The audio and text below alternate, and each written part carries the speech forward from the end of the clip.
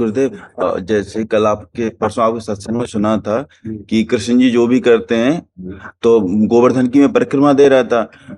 उसके बाद कृष्ण कुंड के पास पहुंचे तो मेरा पैर फिसल के आधा शरीर कुंड में चला गया था, तो दूसरे तो उन्होंने पकड़ लिया हाथ, मतलब अंदर नहीं जाने था। तो इसके बाद कोई गलती हुई थी क्या? नहीं, कोई घटना घटनी थी, भगवान ने बचा लिया आपको।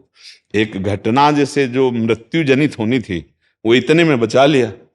हाँ, बहुत कृपा। अगर यहाँ कहीं कोई चोट लग जाए तो समझो बहुत बड़ा कोई अपराध था और उसको इतने में क्षमापन भगवान ने कर दिया। इसमें गलती नहीं मानी जाती, इसमें भारी प्रारब्ध का संयोग होना था कि आपको मानो डूब के मरना था, तो भगवान ने आपको इस घटना में, क्योंकि आप परिक्रमा लगा रहे हैं, आप ब्रजधाम में हैं, आपको बचा। अच्छा, मान लो आप डूब जाते हो तो आपको भगवत प्राप्ति हो जाती है।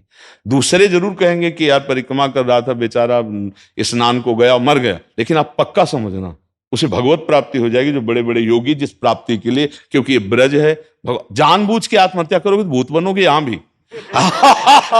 आग भैया, बाबा ने कह दिया तो बोले वो ऐसे ही उबे है संसार से, नहीं भूत बनोगे। हाँ, ये स्वाभाविक घटना की बात कर रहे हैं कि अगर ऐसा कभी मान लो ऐसा, अब वो समझ में तभी आएगा जब हम किसी सत्य वस्तु को अपनाएं, सत्य वस्तु को जाने। नहीं तो लगेगा कि अब समय ज्यादा नहीं से, दो मित्र थे, एक मित्र गलत मार्ग में चला गया, एक अच्छे मार्ग में, रोज गंगा नहाना, नाम जप करना, ऐसा। जब दोनों मित्रों का मिलान हुआ, वो वैश्यागमन करना, शराब पीना, ऐसा, तो वो बूट पहने अच्छे से और वो नंगे पैर गंगा स्नान करे, तो जो गंगा स्नान करता था उसके इतना बड़ा खजूर का कांटा लगा। खजूर समझते हैं ना, बड़ा कांटा होता है, पार कर गया। वो बैठ गया, राम राम राम राम ऐसे कह के।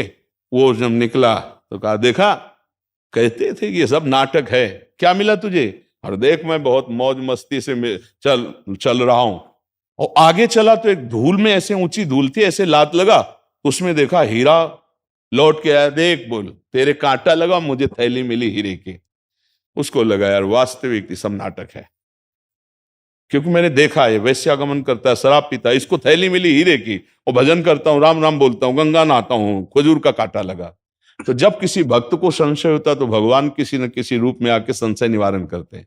तो एक वृद्ध के रूप में भगवान आया, बोले अरे बेटा कांटा लग गया क्या? भगवान की बड़ी कृपा आपके ऊपर है। बोले आप कैसे कह सकते हैं भगवान की कृपा? ये कृपा है, कृपा तो उसके ऊपर है। देखो ना, वो हमारा मित्र जो गया, तो उनका बेटा, तुम्हें दोनों की बात याद नहीं, तुम्हें पता नहीं, इसने पूर्व जन्म में सुकृत किए हैं और अब पाप कर रहा है।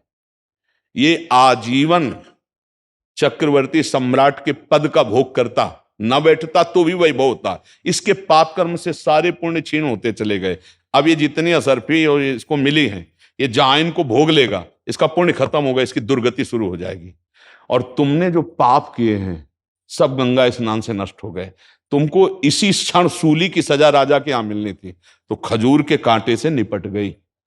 भगवान के गंगा स्नान का फल हुआ सूली की सजा खजूर के कांटे, और उसको राजपद का सुख मिलना था, सारे पुण्य नष्ट हो गए, बस ये थैली भर रह गई है। इसका जहां प्रयोग करेगा तो उसके सारे पुण्य खत्म हुए, फिर इसके ऊपर पाप का, तो उन्होंने बचा लिया। नहीं तुम्हारी भक्ति में ही निष्ठा खत्म हो गई है। तो ये घटनाओं का अगर ज्ञान ना हो तो फिर अंदर से अश्रद्धा हो जाएगी। तो श्रद्धा अगर हमारी टूट जाए तो फिर हमारी भक्ति में बाधा पड़ती है। नहीं तो आप सच्ची मानिए, पैर फिसलना या चोट लगना या किसी भी तरह की हानि होना, बहुत बड़ी हानि को भगवान ने छोटे में कर दिया, क्योंकि भगवान तो सर्वज्ञ है ना। अब गिरिराज जी की परिक्रमा लगा रहे, वहां पाप कौन हो सकेगा?